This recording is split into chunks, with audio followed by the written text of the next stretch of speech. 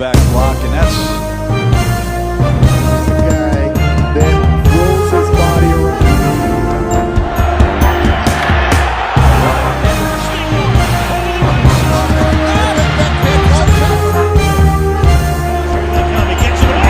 Mic Drop Sports.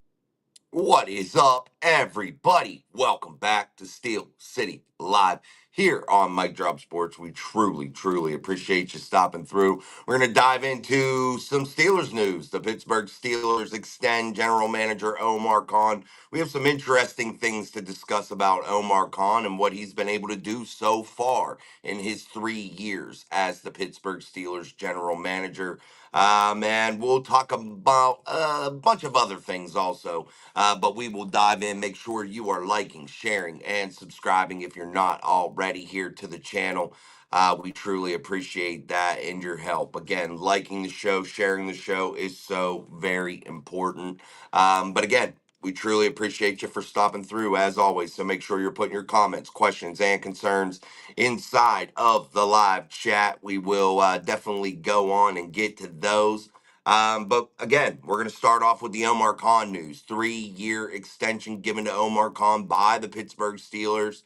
And I think this is a big one. I think he's done a phenomenal job thus far. So definitely something that, is a good thing, in my opinion, for Omar Khan and the Pittsburgh Steelers both. 3 years with the franchise as the general manager, many years with the Steelers in other capacities, being the cap guy, all that kind of jazz. But again, the Steelers have gotten a good one here. If you look at Omar Khan and you look at his track record throughout his 3-year tender with the Steelers, it's a pretty damn good one. And we're going to talk about some of his players that are going to be contributing in rounds 1 through 3, where they were picked. Those players, and talk about the crazy amount of players that were actually that are going to be contributing here in 2025. And a lot of general managers don't have this to hang their hat on, which is why I'm bringing it up. What's up, Daniel Warman? Good to see you in the chat. Chat's slow already. Chat's slow early in the show. We need to get that moving here, man. Maybe I forgot to share the show. Hell, I don't know. I usually do, though. I share it to all the social media so people know. But it is what it is. But Daniel, we appreciate you, my friend. I hope you're doing well, man. But let's talk about Khan and what he's done in terms of the first 3 years in draft classes that he has had. And you talk about rounds 1 through 3 for the Pittsburgh Steelers. Rounds 1 through 3 are those money rounds to where you want to hit, you need to hit, you gotta hit. Those are the rounds that you can't really miss. You don't want to miss anyway. If you're trying to build a franchise, you want to make sure these rounds are, again, your money rounds to where you really are keying in on top flight talent and you're hitting on them. They're going to be guys that are contributors. And if you look at the Steelers roster for 2025, you see tons of players that are out there that are going to be contributors. And these are just rounds 1 through 3. That's what we're starting with, guys. Keep that in mind. What's up, Justin Meneke? Good to see you, man. These are rounds 1 through 3, and we're going to move on to the other rounds, but we're talking about rounds 1 through 3 right now. In 3 years, he has picked 10 selections in rounds 1 through 3. Omar Khan's general manager term and his crew that he has put together, that's his little crew here, has made 10 selections in rounds 1 through 3 in 3 years. And guess how many of those players are going to be contributors in 2025? All 10 of those players. Let that sink in, guys. Whether you are a Steelers fan out there or you're not, of any team, you could be a fan of any team, and it doesn't matter. You're all welcome here. But I want you to let that sink in. And I think general managers should be held to that standard. And we have a lot of people that have mixed feelings about Omar Khan and what he's been able to do. But when you've made 10 selections throughout 3 years in rounds 1 through 3, and all 10 of those selections are on the roster and going to be contributors. We're talking Broderick Jones, Joey Porter Jr., Darnell Washington, Keanu Benton, Zach Frazier, Troy Faatanu, Roman Wilson, Derek Harmon, Caleb Johnson. Not counting guys that are later round picks, that are definitely probably going to be contributors. And that's the big thing here, guys. Uh, there's so many other players, and you look at what Omar Khan's put out there. I think he's warranted the 3 year extension here. I really do.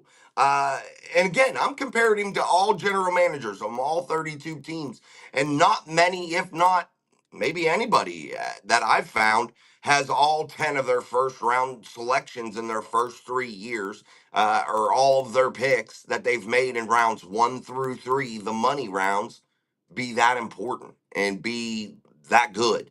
And I know it hasn't all come together yet because this team is rebuilding and has been rebuilding for quite some time. Even before Omar Khan became the general manager, when it was Kevin Colbert, this team was rebuilding then. And you look at this and you say to yourself, this is an excellent step. And I'm going to tell you this. It usually takes uh, a general manager a solid 4 or 5 years to really build a solid team that can have prolonged success. That's the thing you're looking for, guys. Prolonged success. And it's not anybody can go in there and just spend a boatload of cash and make a couple years worth or a year's worth of a good team, and then it all falls apart. Anybody can do that, but prolonged success is what you're looking for. And I think if you're looking at Omar Khan, he's laid down the foundational pieces uh, for a long term success, a prolonged success. We've just not seen it all yet come together, but it is right now starting to come together. And Aaron Rodgers, guys, yeah, it's not a desperation move, it's a bridge move. It's a move that gives you a Hall of Fame caliber quarterback behind the center and gives you an opportunity to continue to search for your franchise quarterback while maintaining your competitiveness. That's what this does.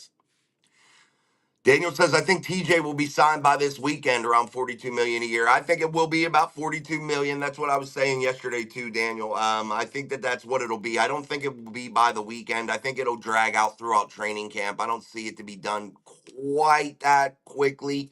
But you never know, brother. You never know. This is the National Football League and things can change like that. That's what's so crazy about it. Devin Burkett, really liking the new look of the live stream, brother. Keep grinding. 6 time Super Bowl champions. Here we go, Steelers. Here we go. Thank you, Devin. I appreciate that very much. Definitely been putting in some work here, man. And I'm glad you guys are starting to really like it and it's starting to come together because it is. It's going to get better. We're going to make a little bit different scene here and make this a little bit better with some different dimmer lights, with the bright lights. It's going to be definitely a lot more different here eventually. But thank you. I appreciate it. What's up, DJ Thomas? Good to see you. What's up, Sean? Oh my God, every single fan base thinks they are going to land Watt. LOL. Yeah, dude, it gets old. It does get old. Everybody thinks that TJ Watt's going to be traded. Guys, we've done this before with TJ Watt.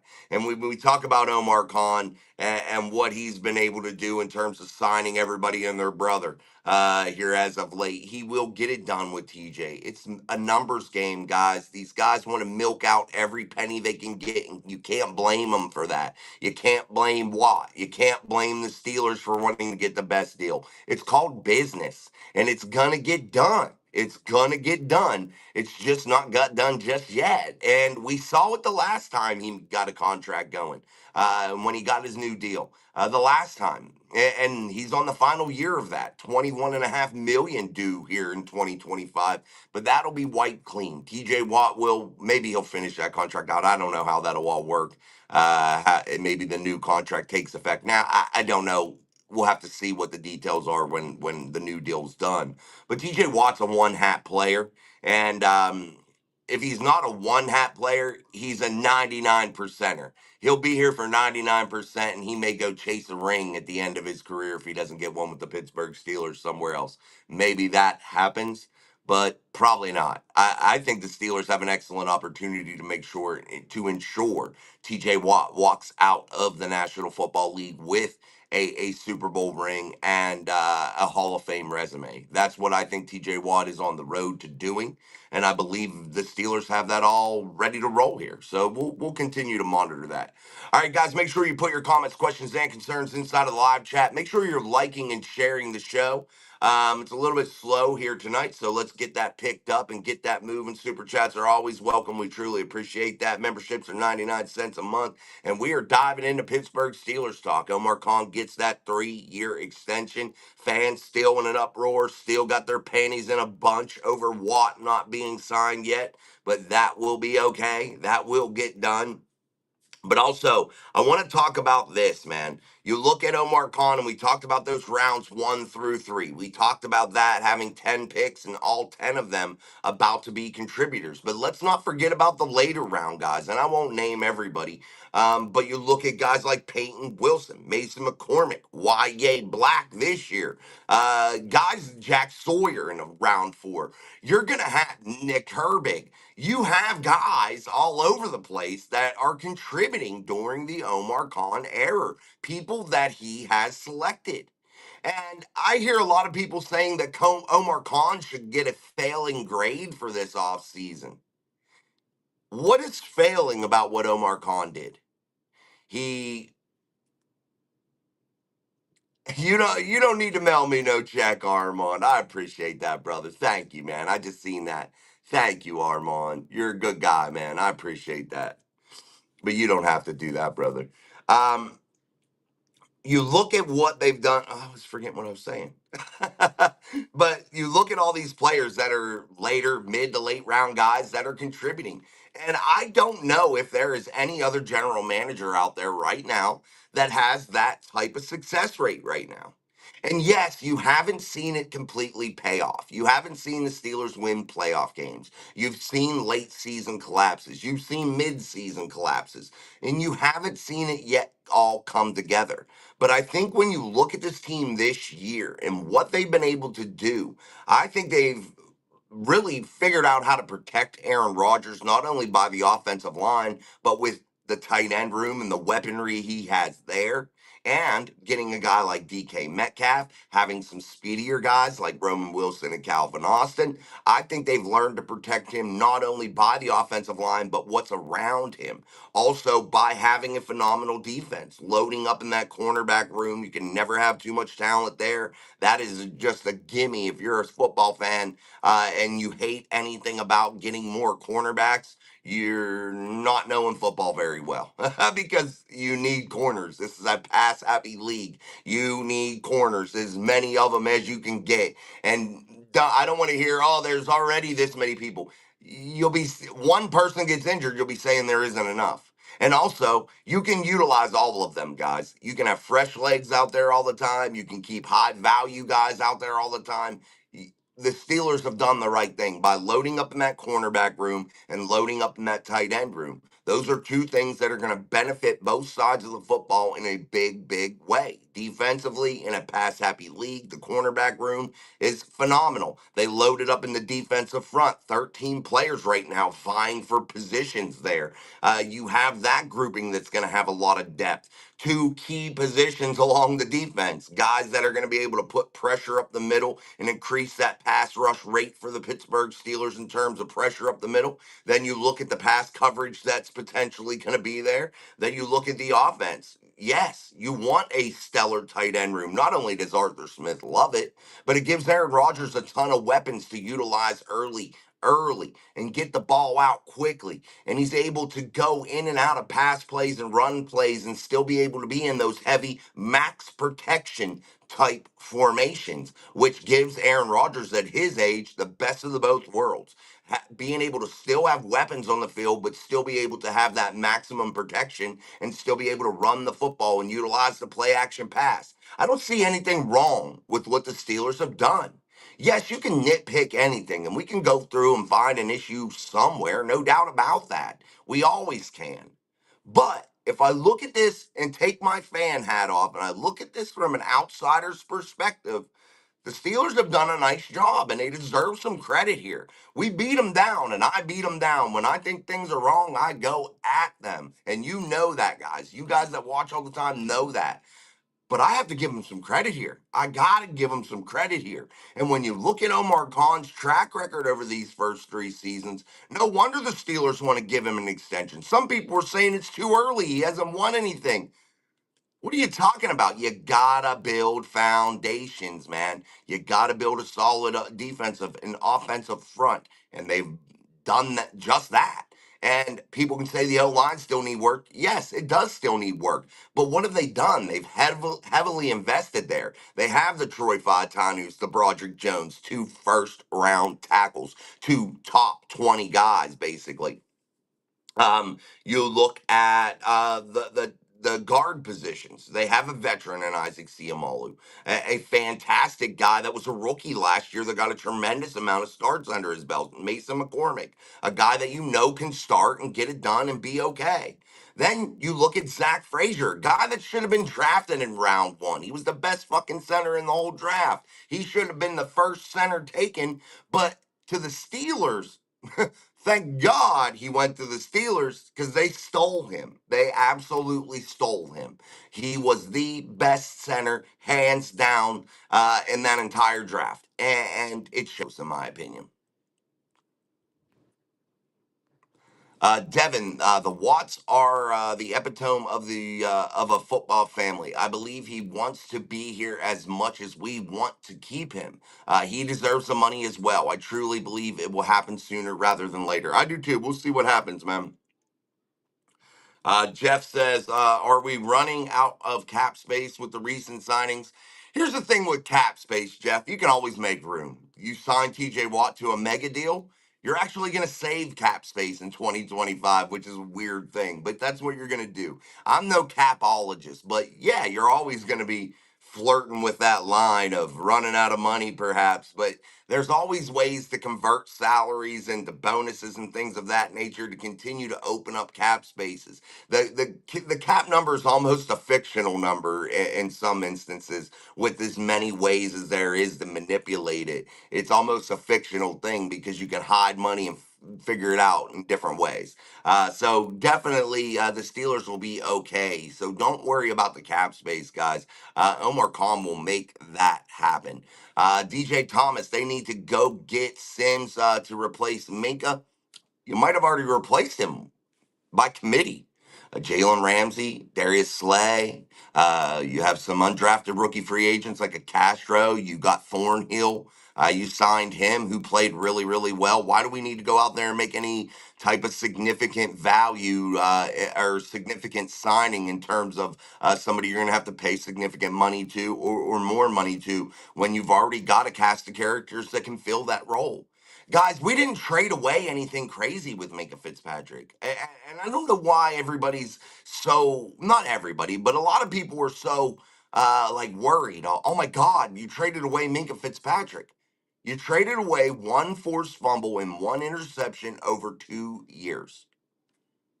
Are you really worried about trading that guy?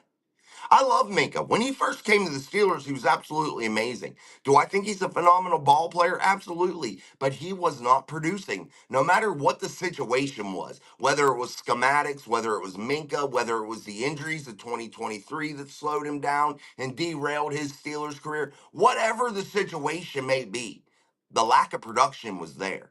Or not there. It was in your face. You saw no production. And when you trade away a player like that, if you're not getting any production, it wasn't just 1 year, it was 2 years straight, guys, that you got zero from Minka in terms of splash plays, in terms of that kind of stuff. And that's not, you don't need to pay a guy $18 million to do that. You can get that same production from guys that are cheaper or guys that can play multiple positions or an undrafted rookie free agent. You can get that same thing. Because why? Why am I not so worried about trading away Minka Fitzpatrick? Because Deshaun Elliott played absolutely lights out for the Pittsburgh Steelers in 2024, and that can't be overlooked. So you still have one superstar safety back there, and his name's Deshaun Elliott. And whether people want to admit that or not, he was definitely a superstar in 2024. Anyone saying Omar Khan had an F grade obviously did not watch and see what we did. Compare that to the Cleveland Steamers, and that is a true F grade in my opinion. Yeah, I think they the only good pick they had was Mason Graham, and I honestly, other than that, I was not truly impressed with what they did because of the way they attacked it. Mark Malone, they had a hell of an offensive offseason this year. We're going to actually have an offense this year for the first time in too long. I agree, man. Armand says, same as for energy lines in hockey. Yep, depth the whole show. Depth is it, guys. And I know a lot of fans get ultra focused on the superstars, and that's easy to do because they're the guys that, are the superstars. They're making those monster splash plays. They're exciting at times.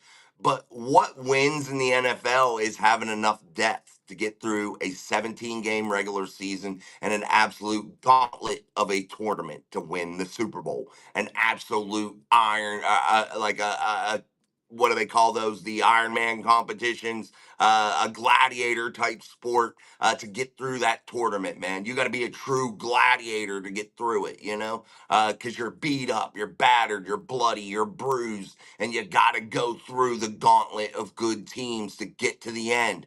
And you got to be really, really healthy and lucky a lot.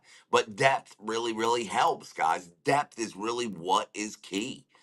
Foot's big. What's up, man? Talk about stealing Johnson in the third round. Going to look like highway robbery. I said that honestly, and when we were talking about that during draft time, Mark, and you bring up a good point about stealing Caleb Johnson. Caleb Johnson was an absolute steal, and I did not bring him up in my mock drafts because I never assumed the Steelers would have the opportunity to get him. They didn't have really any picks there where I thought he was going to be able to go. I thought he was going to be an early day two pick. I really did. I had no way of thinking in my head, or I never would have assumed it, that he would be there at 83. I would have never assumed it. And I wasn't even paying attention to it because I never even thought that he was there. I just assumed he was taken. That's what I thought about Caleb Johnson. I thought he was a guy that should have went in the top 65 selections, 60 selections. I thought he was that good in my evaluation. I never assumed he would be there. To go almost 30 picks farther back than I assumed that he would go was absolutely crazy to me. And when the Steelers were able to call his name, it was earth shattering for me, man. I was like, unbelievable. You get rid of Najee Harris, the guy that had an okay career, never was able to be a real superstar for the Steelers. Let's face it, people can act like he was, but he wasn't. He was not a superstar. He was an average, everyday running back that could have some good moments. And Najee was a nice guy, a good guy. At training camp, he took his time with kids, was very polite, very well mannered. He seemed like he had a family that was nice and happy. They were there the day that I saw Najee really up close and personal. So Najee, not a bad guy in my opinion, but a guy that just wasn't a superstar for the Steelers in my eyes. I thought he was a good player, but not a player that you can't live without. I think Caleb Johnson has the potential to be a running back that you can't live without. Now, he's got to prove it, and it's too early to tell. But in my eyes, when I look at him on paper and I look at his collegiate career, I feel like the potential's there for him to be a running back that the Steelers absolutely needed and won't be able to live without once he steps out onto the gridiron in between those white lines. And you couple him up with Kenneth Gainwell and Jalen Warren, and you create a three-headed monster in the backfield for the Pittsburgh Steelers, running behind those 12, 13 personnel sets that they're so comfortable in in the 2025 season because they're going to be able to throw out of it and be versatile. And that's what John Smith brings to the Steelers, that versatility to play fullback, tight end, slot receiver. They got guys that can do it all. Big body wide receiver in DK Metcalf, a great pass catcher in Pat Fryermuth, an extension of the offensive line in Darnell Washington, but yet has great athleticism and can catch the football, great catch radius, monster hands, can do it all. Then you look at Caleb Johnson and the cast of characters in that running back room. I just think the Steelers are going to be able to create a large amount of mismatches this year. You look at that jumbo heavy set that they're going to be able to run, and you talk about the players that are going to be out there in those sets, the Darnells, the Johnnus, the Pats, the DK Metcalfs, the running back room, the Jalen Warrens, Caleb Johnson. You talk about those guys and you say to yourself, just with the tight end room, the linebackers are going to be too slow to cover the athletic tight ends. The DBs are going to be too small to deal with the physicality to cover the big tight ends. The DBs are going to have difficulty with DK Metcalf due to his size. And I think it really just increases the value for the running game, having that availability to do that in the pass game, to be physical in the pass game, to be able to be good in the play action, get rid of the ball quickly, allow those guys in the tight end room and the DK Metcalf to get the yards after catch and continue to move the chains, set that running back room up, give that offensive line confidence by getting a bunch of completions, by getting a bunch of 3, 4, 5 yard runs in a clip. Boom, boom, boom, boom. Just building that confidence, especially early in the season. I think by mid-season, you could see a well-oiled machine doing exactly what they want to do, pushing you around, playing that brand of football that Mike Tomlin speaks of all the time, a physical brand of football that they haven't really played over the years. That he talks about it all the time. But I think the Steelers now have the personnel that's going to allow them to do that. And that's the difference for 2025, guys. A lot of people want to say that we've band-aided the quarterback situation. We have. But if you look at Aaron Rodgers, he gives you the ability to have a Hall of Fame guy behind center, a guy that can still sling it all over the place, a guy that's super smart above the shoulders, and gives the Steelers the opportunity to play that smash mouth brand of football that Mike Tomlin's wanted. Why? Because they've put that group around him. They finally got that big body, those big body players, those physical players. They've got that personnel set now. They have the true personnel set that has that big physical nature, but yet has tremendous athleticism and the ability to catch the football, have yards after the catch, block downfield.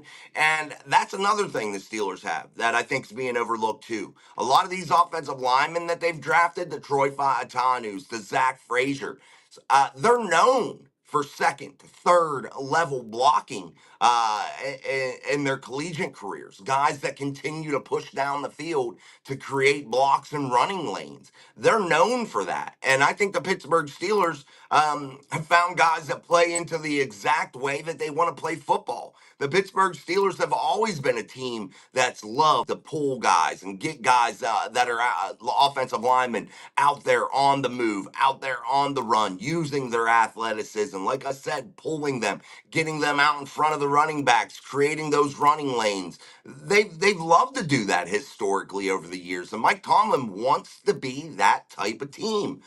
So I just think they've done a really, really good job, man. I know I went off the rails there.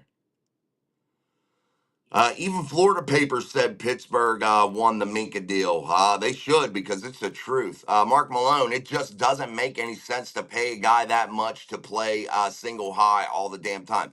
Exactly it. And that's what I said, Mark. It may have been the schematics. Playing single high safety, always playing center field.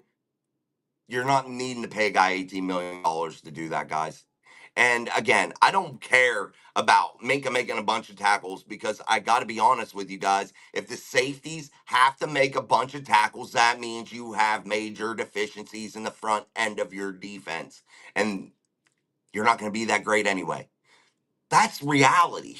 You don't want your safeties making a shit ton of tackles. You want them to have a shit ton of assists. You want them being able to have those eyes, that field vision to where they're flying to the football. Yeah, you love it when they have the assists, but you want them in this pass happy NFL today. You want them pass breakups. You want to see those PDUs. You want to see that. That's the numbers. You want to see those pass breakups, those pass defended.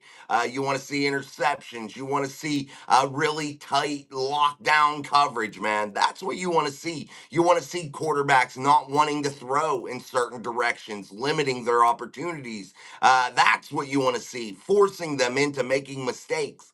Those are the things you want to see from your defensive secondary. I don't want a linebacker playing safety. I want a guy that can cover, make picks, get that shit done. That's what I'm looking for. Danny George, this is probably the best roster we've had in years. I agree, man. What's up, Tanya Jones? Since GM stayed under more 3 years, but instead not signed TJ Watt, never done deal yet. Um, Omar Khan getting a deal has nothing to do with TJ Watt, guys. Nothing to do with it. It has zero ramifications in terms of the salary cap. So Omar Khan getting an extension is just whatever. It's thank you for doing such a great job. Thank you for drafting 10 draft picks in picks 1 through 3 over the last 3 years, and all 10 of those players being contributors on our 2025 roster. Thank you for being stellar. So it means nothing in terms of TJ's contract. And I don't know why people are making that comparison. Omar got signed, but TJ's not done. I don't understand that. I really, really don't. I don't know why a lot of fans are saying that. But it makes zero sense to me because neither one of those things has to do with the other. Neither one of them. So it just makes no sense to me. But no, Tanya, I think that TJ gets done soon. But I think it was a really good move by the Steelers continuing to do business with a superstar general manager in Omar Khan. Devin Burkett, I think a ton of fans are just upset about losing a jersey to wear on Sundays with Fitzpatrick. He was great year one, but 2 years, no production, only getting older, not someone you want to anchor to. Yeah, he's been here since 2019, guys. This is 2025. So you figure he had a tremendous 2019 year. He played pretty damn good in 2020, in my opinion. 2021, he was about all right. Then 2022, okay. But you look at that time with the Steelers, 2023 was injury riddled. Then he's just not had any production over a 2 year time frame. So yeah, he's had his moments when he first got to the Steelers. But we'll just take the last 2 years, and it doesn't warrant $18 million, man. It just does not, and the Steelers cannot continue to do business at that rate. And when you can get a return like Jalen Ramsey and Jonnu Smith for a guy like Minka Fitzpatrick, who hasn't done anything for your football team in over 2 years, um, okay, you do it. Why? So you don't have to pay a tremendous salary. That doesn't mean Mink isn't a good player. That doesn't mean that he isn't liked or none of that shit. That just means it's business. And when you can get tremendous return on your investment, you do it. That's good business. What was that comment? People telling me Johnson was just another Najee way before the combine even came around. LOL. No way, man. He is definitely not another Najee. Uh, Jamal McCollum, we up in this piece almost on time this time. Hey, what's up, Jamal? Good to see you, man. Man, F. Najee said.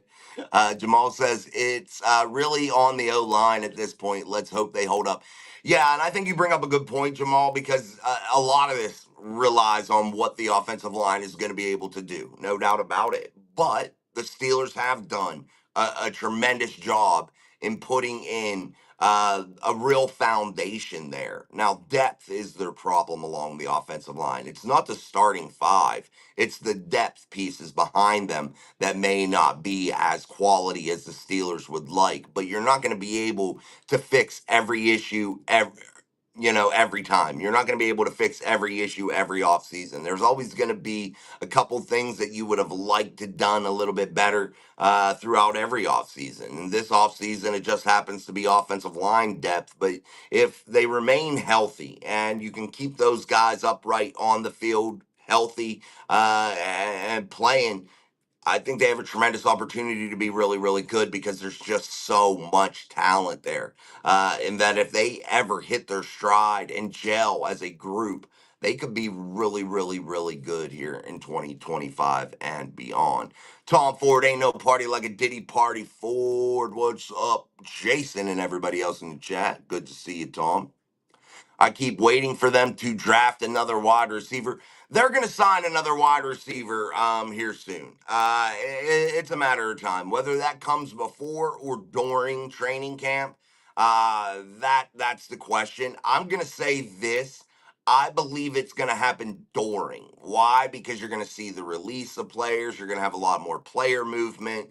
The Steelers are going to be practicing, so perhaps they're going to be able to get a little bit better look at Calvin Austin and Roman Wilson, Robert Woods. They're going to be able to get looks at those guys and really truly determine exactly what they're going to need in terms of a wide receiver instead of going out there and just really throwing everything at it.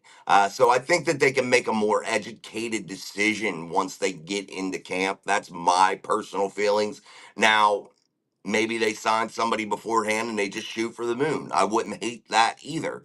But again, if I'm Omar Khan, I would be okay with getting into camp, starting to see what my guys are doing, how they're playing, how they're starting to look in training camp, what type of condition, how are they gelling with the quarterback, Aaron Rodgers, and then gonna go from there. That's kind of what I would do. But I'm not Omar Khan, and that's why I don't get paid the big bucks. Let me get a drink. That's exactly what we need. Guys who get past the line of scrimmage but are still head hunting, looking to punish someone. Wide receivers like Hines Ward may not be around, but tight ends should be head hunting. Yeah, you always want those guys out there, Devin. Absolutely. Robert Tamburo, waive no trade clause. Rooney grow a set of balls and trade Tomlin. He says, get rid of Mikey T. Package deal Tomlin for a first and third rounder and TJ for a first, second, and third rounder, then use most of those picks to trade up for Arch Manning next year. NFL rules. Dude, you're in fantasy land, Robert. You ain't getting a first, second, and third for TJ. You're playing Madden, Robert. You're playing Madden, bro. And you ain't getting a first and a third for Mike Tomlin. He's a coach. Guys, some of you do live in Madden land, man. I gotta tell you, some of this stuff just isn't even realistic. You gotta make sure it's realistic. He ain't Troy Jamal. You're right about that. I agree with Robert. Yeah, too bad, Tom. You just, it's not reality. You're not going to get those types of returns for those guys. That's just not going to happen. Jamal McCollum, I think Mason McCormick is the wink link. The all 22 showed him out of place and getting beat up quite often. Um, I don't think it was quite often. I think he had bad moments, no doubt, but he was a rookie that had no business being out there, Jamal. Absolutely zero business being out there on that football field, considering where he was drafted, where he played college football. He had zero business of being out there. And to say he got bullied and beat up often is a false statement. That's not true. I watched a lot of tape on him too. Did he have bad moments? Yes, he did. No doubt about it. But did he have some good ones? Absolutely. And he got a ton and ton of games under his belt. Could he have been better? Absolutely, he could have been better. And I think he will be. Having that much starter, that many starters reps, that many games under your belt in the National Football League is second to none. That experience is invaluable.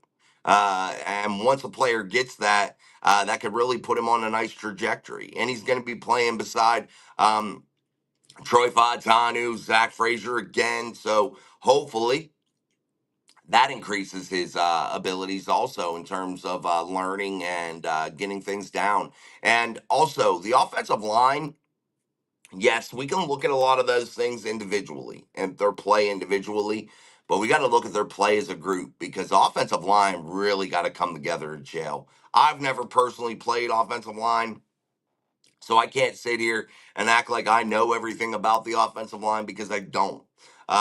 But I think it's very important for more important than probably any other positions for the offensive line to be one cohesive unit, one well-oiled machine. And I think the Steelers have the ability for that to happen because of the young talent that they have and allowing them to all grow together.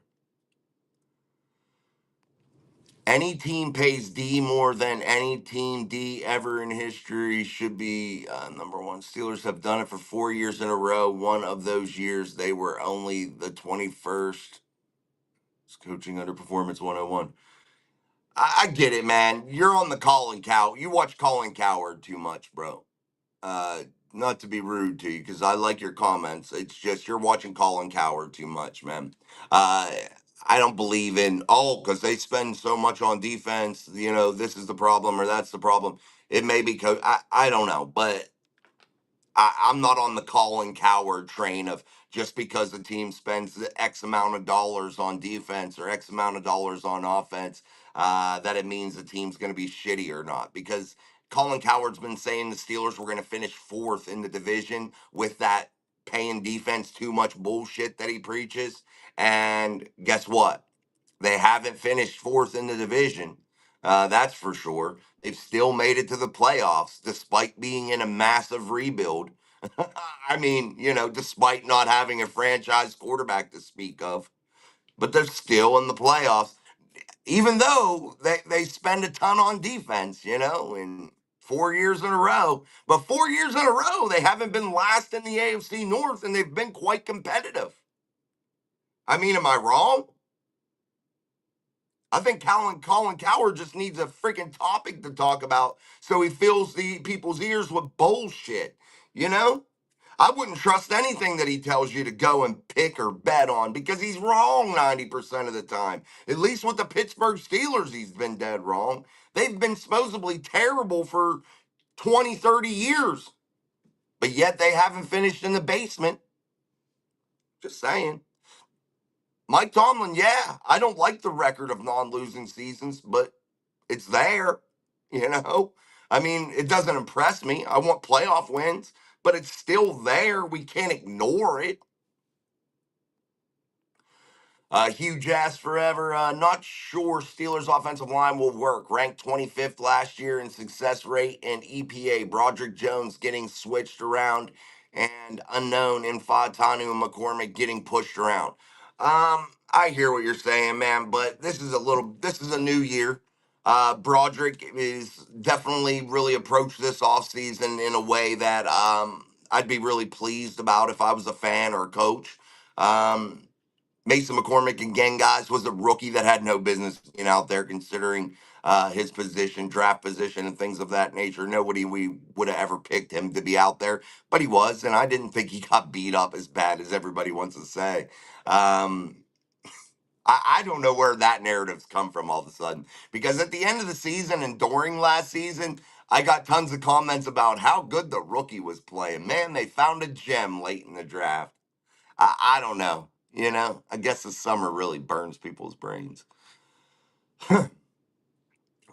Mic drop. It's MIC, mic, microphone. Uh, will you admit that any player's sports contract should always be for the future performance and not past performance, and that all D players' performance decline in their 30s? TJ turns 31. I don't believe all defensive players decline in their 30s. Cam Hayward had a phenomenal year last year, and he's really old. So I don't believe everybody just instantly declines in their 30s. I think we're in a different era of football. I think we're in an era where health and training are way better than they've ever been before. Nutrition, longevity of careers are way more than they've ever been before. So I can't admit that. Should you pay players on future things that they're going to do? Yes, I believe that.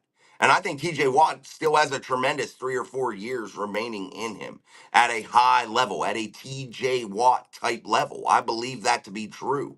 And again, TJ Watt getting paid isn't killing the Steelers in the salary cap department. Why? They have no $50 million a year quarterback like a lot of these other teams do. They don't got it.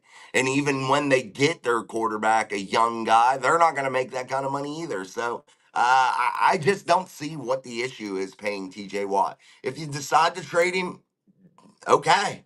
Hopefully you get the max on your return.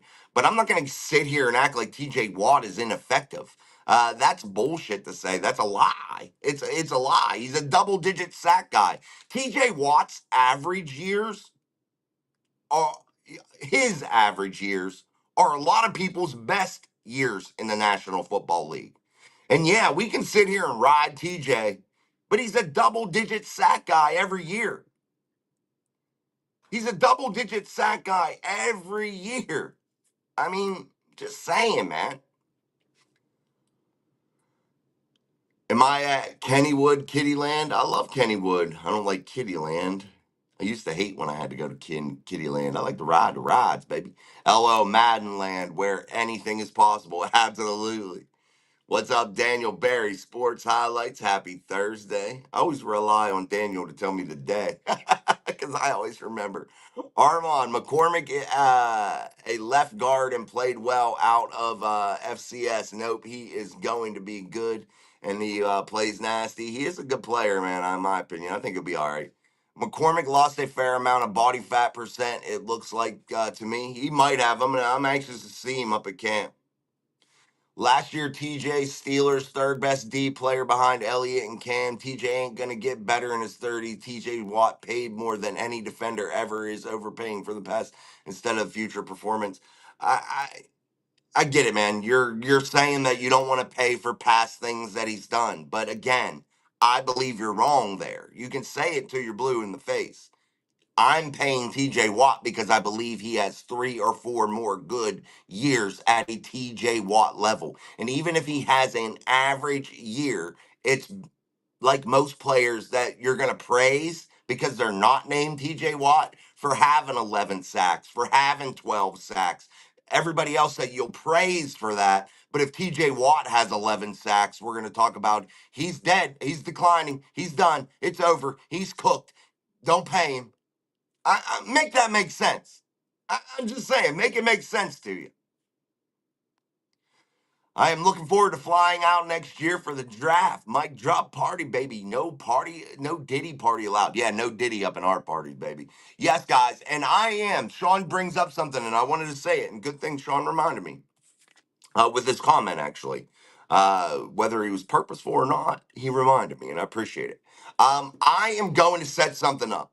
I want to offset the cost of Sean coming for the draft, and we are going to do content. This isn't just like, oh, come play. We are going to do content. We are going to do shows. We are going to have a lot for you guys. So I'm going to set something up, and I am going to put it in the chat.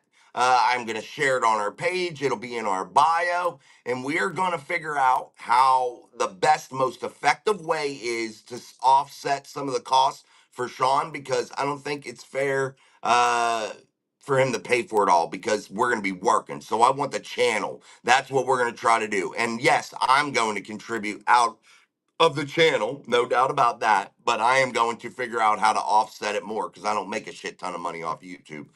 Maybe we will by then. I don't know. But as for right now, I don't. I only make a couple hundred, few hundred, or whatever a month. But I want to be able to set something up that we can kind of offset that and raise some bucks to get some plane tickets and shit. So look for that stuff, and I hope you guys help us out. And you don't have to. We'll make it work one way or another. It's just an idea.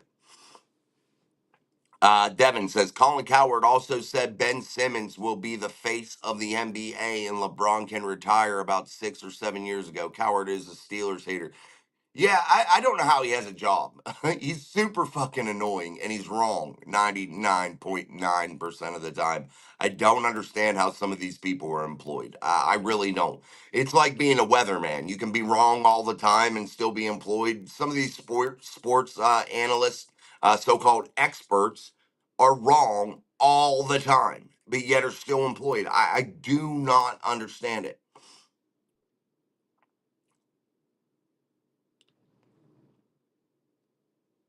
Yeah, he is, Devin.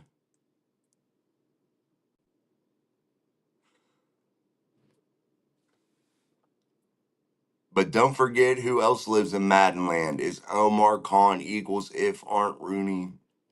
I'm not sure what you were saying there, but Omar Khan's done pretty well, Robert. Let's go over his record one more time in case you weren't here to hear it. Omar Khan, over the last or his first 3 years as the general manager of the Pittsburgh Steelers, has made 10 selections total in rounds 1 through 3. So that's rounds 1, 2, and 3. The top 3 rounds of the NFL draft. Omar Khan has been involved in 10 of those selections. They've had 10 picks inside of the first 3 rounds. I want to be very clear about that. All 10 of those players are contributors on the 20 or will be contributors on the 2025 Pittsburgh Steelers. Let that sink in about Omar Khan. You want to talk about bringing veterans in? He's bringing in young talent too, to the tune of 10 of them in the first 3 rounds. Let's not forget guys that have come late in the later rounds, the Peyton Wilsons, the Mason McCormicks, the Nick Herbigs, maybe a Jack Sawyer takes off. Hell forbid, maybe a Howard takes off at quarterback. Shit, wouldn't that be something? I'm just saying. These later round picks are hitting too. Not only the first round, he's hitting all over the draft board. And to have a perfect 10 for 10 record, you can't sit there and act like Omar Khan's some shitty general manager or playing Madden. No, he is putting together a excellent mix of veterans and young players. And what does that usually do for a ball club? It equals success. Am I saying the Steelers are Super Bowl contenders today? No, I'm not saying that. I don't live in Madden land. I live in reality. And the reality is the Pittsburgh Steelers have a pretty damn good roster on paper. A roster that's starting to look really, really good in the trenches where it really, really matters. You know, the trenches where a football team's built from, right? The trenches where they have 13 players defensively vying for position along the defensive front. They have fantastic linebackers that they really got good deals on last year. Patrick Queen, who a lot of people want to knock, but took a little bit of a discount to come to the Pittsburgh Steelers. And people want to believe it or not, he played okay, and he's going to play a little bit better this year, being in year 2 of the system. Then you look at guys like a Peyton Wilson that could potentially really succeed because we all love him any other time, unless we're talking about Omar Khan and the draft picks he's made. But any other time, Peyton Wilson could be the steal of the draft. You know, those guys. But what Omar Khan has done, adding veterans, loading up that cornerback room, loading up that defensive front for the Steelers, going to be pretty decent on defense. I think that's safe to say, even with the subtraction of Minka Fitzpatrick. Then you look at what he's done on offense. He's made probably one of the league's best tight end rooms, adding Jonnu Smith to Pat Fryermuth and Darnell Washington. That sounds good to me. Adding one of the league's best wide receivers in DK Metcalf, up and comers like Calvin Austin, who I absolutely love. And, you know, anybody loves him any other time unless we're talking about number 2 wide receiver. But that's not what he is. He's a 3, he's a 4. They bring in a veteran like Robert Woods, who's going to be able to move the chains. He's going to catch 30, 35 balls this year. That's just all he does is catch footballs. And he's a veteran. He's won a Super Bowl. He knows. The offensive line is super young, filled with great talent. Then the backfield's filled with guys we know can get it done, i.e. Jalen Warren, who's an absolute dog. Then you got Caleb Johnson that you stole out of the 2025 draft. Kenneth Gainwell played behind Saquon Barkley. So maybe, he'll end up being pretty decent. All I got to say is Aaron Rodgers, he's got a year left in the tank, especially with a good ball club. You have great special teams, Danny Smith led unit. Chris Boswell's a fucking monster. All he does is score points, 18 of them sometimes in a game. But hey, the Steelers suck. Omar Khan's done a bad job, right? I just don't see it. I don't see it. Could he have done things better in certain instances? Absolutely. Nobody's perfect. But if you look at the overall product, I think he's done pretty good. I think he's done pretty good.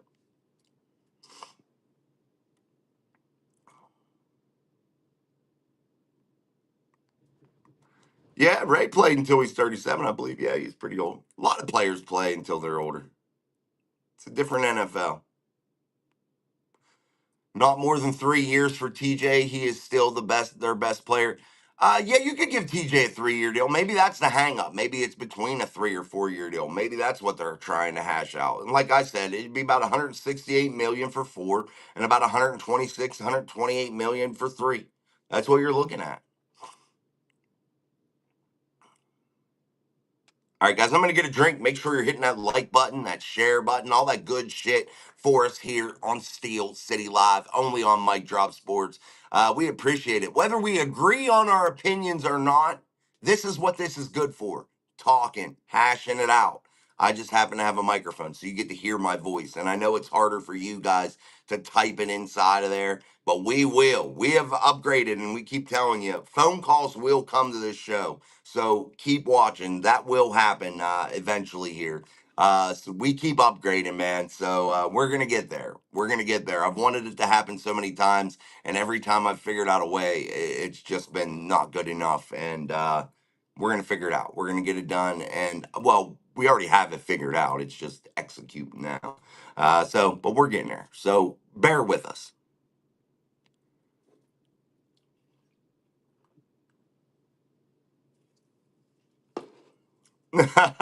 There you go, Hugh.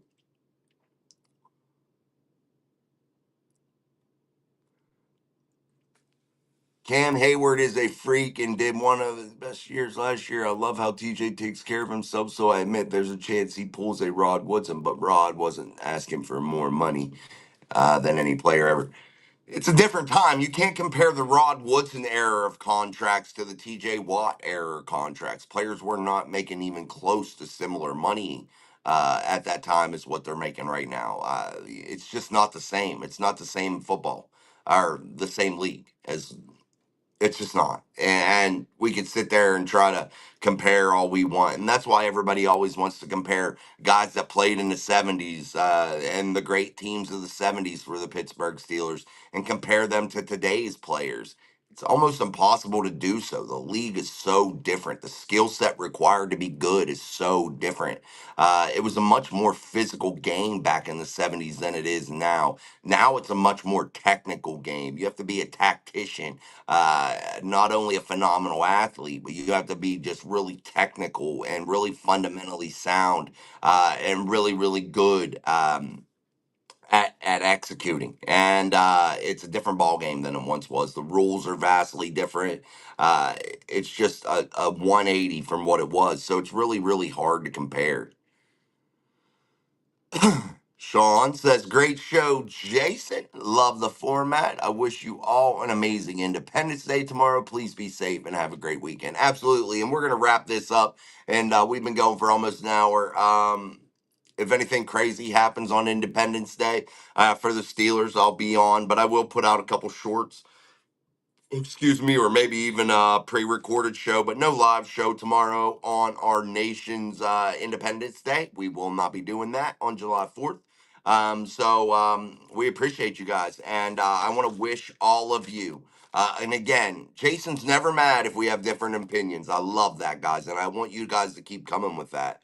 So don't ever shy away from it. Keep coming with your opinions and let's have those conversations each and every day here at Mike Drop Sports. We truly appreciate that. Don't forget to go over to TikTok if you are on TikTok and give us a follow there.